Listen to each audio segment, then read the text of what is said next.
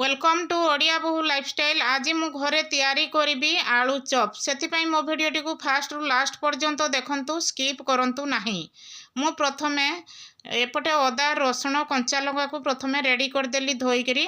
Ready कर सारिबा परे boil आलू दीटी नहीं, बॉयल आलूर चोपा प्रथमे बाहर करदेली। बाहर कर सारिबा परे अदा रसुण कंचा लंका को भल भाव ताकू छेचिदेली।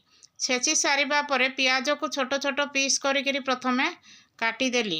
एपटे टमाटो फाड़ी देवी, से टमाटो को भी छोट छोट पीस करी प्रथमे काटिकी रेडी करदेली। रेडी कर सारिबा परे एपटे ग्रीन मटर देवी आलू मसला रे, से ग्रीन मटर को भल भाव छड़ाई देली। एबे आलू मसला रे जहाँ जहाँ दरकार प्रथमे प्लेट रे प्रथमे रेडी करदेली। रेडी कर सारिबा परे नेक्स्ट प्रोसेस रे कड़ाई गरम हो गला। एबे सोरिष तेल देली, सोरिष तेल भी गरम हो गला। एबे जीरा फुटण देइथिली, जीरा भल भाव फुटीगला। पियाज देली, पियाज दे सारिबा परे एपटे अदा रसुण छेचा रखी, अदा रसुण छेचा को से देली। हल्का ब्राउन कलर हेबा पर्यंत एपट सेपट भल भाव चलई देली। चलई देकरी काटी रखि टमाटो ग्रीन मटर को से आड करदेली। आड कर देकरी टमाटो मेल्ट हेबा पर्यंत किछि समय देली। एपटे स्वाद अनुसार लुण देली, हलदी देली। एपटे जीरा हाफ चामच, एपटे धनिया हाफ चामच करी देली। मसला को भल भाव कषिबा पर्यंत देली। भल भाव कषि सारिबा परे एपटे आलू को हाथ में क्रश करी मसला रे देली। देकरी 2-3 मिनट एपट सेपट चलई देले आलू मसला रेडी हो गला। लास्ट रे धनिया पत्र देदेली, देकरी एपट सेपट चलई देली। आलू मसला रेडी हो सारिबा परे अलगा प्लेट को मु बाहर करदेली। बाहर कर देकरी एपटे मु बेसन रेडी करी। मु गोटे कप नहीं बेसन। एपटे स्वाद अनुसार लुण देली, हलदी कलर आसवा देली, अल्प टिके सुढ़ा देइथिली आलू चॉप फुलिबा पाई। एबे देखंतु भल भाव पाउडर को भल भाव मिसई देली। मिसई देकरी अल्प अल्प पानी देकरी बेसन को गुलेइली। जेमती बेसी पतला हेबनी कि बेसी मोटा हेबनी, मीडियम रो रहिले भल हेबो बेटरटी। एबे देखंतु बेसन रो बेटर एतिकी मु पतला रखिली। एतिकी पतला रखिले आलू चॉप परफेक्ट पूरा बनिबो। एबे आलू मसला को मु प्रथमे गोटे गोटे करी एमती रेडी करदेली। ताकू गोल गोल करी चेप्टा करी प्रथमे प्लेट रे एमती प्रथमे रेडी करदेली।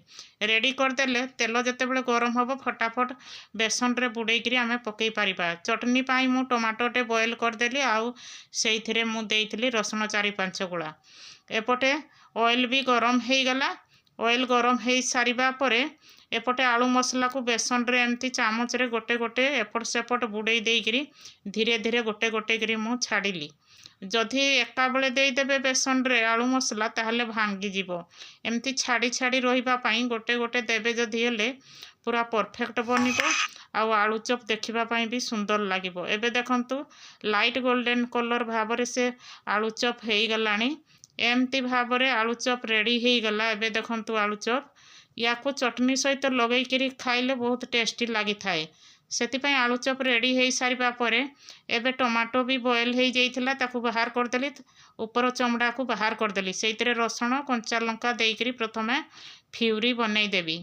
फ्यूरी बनई सारिबा परे एपटे मु अधिक चटपटा लागिबो कहिकरी कड़ाई रे सोरिष तेल देइथिली, फुटण देली। फुटी सारिबा परे एपटे टमाटो फ्यूरी को सेइथरे ढाली देली। ढाली देइकरी एपटे मु अल्प टिके जार रे पानी देइकरी धोईदेली।